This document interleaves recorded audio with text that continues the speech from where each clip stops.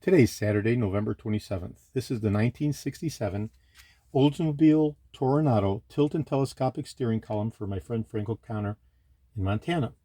This is a fully restored unit. This is a level 10 restoration, whereby the unit was completely taken apart all the way down to the final screws.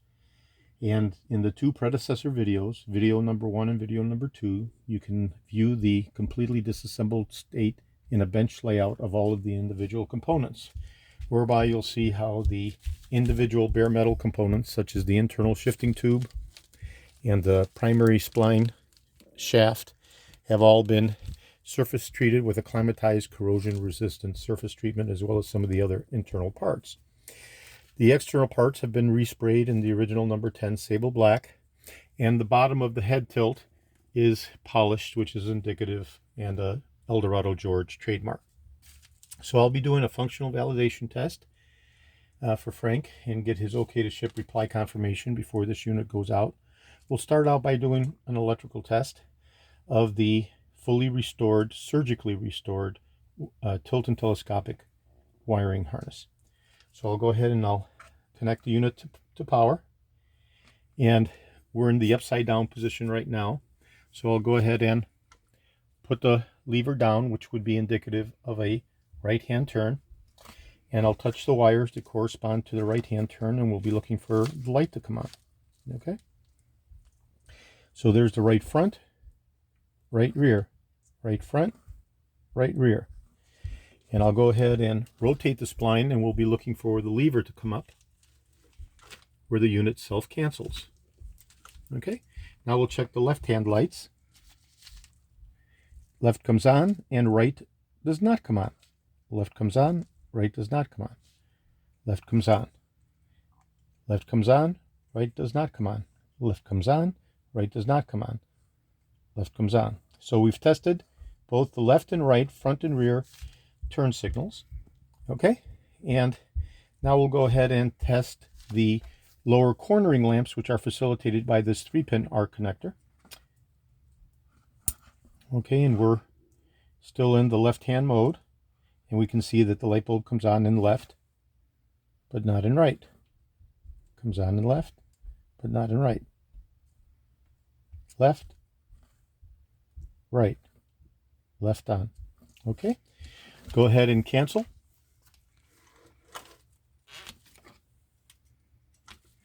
Put it in the right-hand mode and test the other side, and the light bulb comes on in the right for the lower cornering lamp. Does not come on in the left, comes on in the right.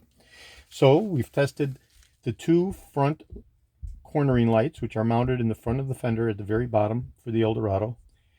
Similarly, the Toranados have cornering lamps as options. And we've tested the turn signals, both front and rear. The last part of the electrical test we need to do will be the emergency hazard lights. So the emergency hazard lights are facilitated by a push-in button all the way on the other side, right over here. Push that in as such. And in the brake and in the hazard mode, even the brake light comes on. Okay, so we'll have 5 lights that we'll be testing. So we go left, right,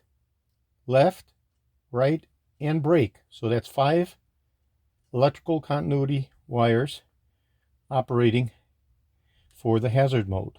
Left, right, and the braking light. All part of the emergency hazard function. I'll go ahead and rotate the spline, and we've popped out the button because I didn't screw it in intentionally, and that's the automatic cancellation upon rotating the spline. So just as the turn signals cancel out and return to neutral upon rotating of the spline, indicative of completing your turn with the steering wheel, so does the emergency hazard light. One of the differences in the Toronado as opposed to the Eldorado is the shifting needle. We have a beautiful sporty red colored shifting needle in the Toronado as opposed to the white in the Eldorado. So I'll be shipping that separately. That's applied through this single set screw. Put it in like that. First you negotiate it through on the other opening, and then tighten it down with the set screw right here, and put your cover. And this is an Eldorado specific feature. One of the differences in the, a Toronado specific feature. And one of the differences in the Toronado is not just the color of the needle, but also the way it mounts with this little cover and the extended length of the lower collar, of the shifting collar. Okay, so that's a Toronado specific feature, the extended length of the lower collar, as opposed to the Eldorado one, which is very short. So other than that, the majority of the column is virtually identical to the Cadillac columns. So let me position my things here. Now we'll do the mechanical testing. And in the mechanical test, we're going to test the tilt and telescopic.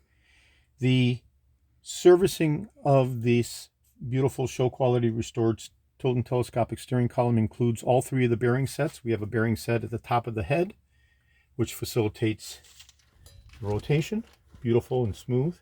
We have another bearing set at the bottom of the internal head. Okay. And we have a bearing set at the bottom of the lower spline here. Okay. So the first thing we'll do is I'll show how this infinite movement is facilitated in this semi-custom quarter turn lock telescopic head.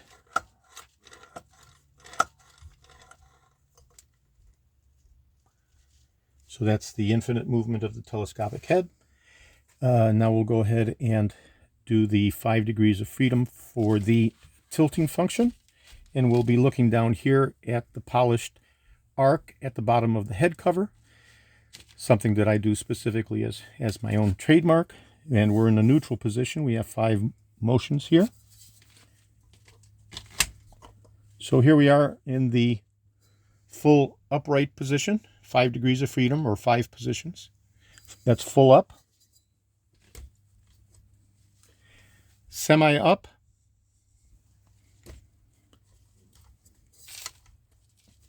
neutral, full down,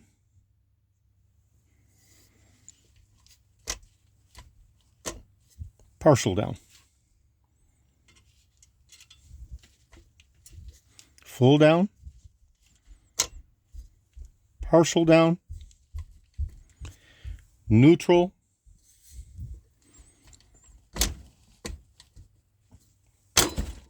full down again,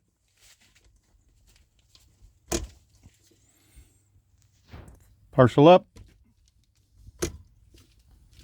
and full up.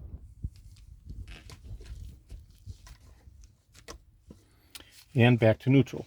Obviously, that's a lot easier to do when the column is connected to the car, because it's stable and locked down.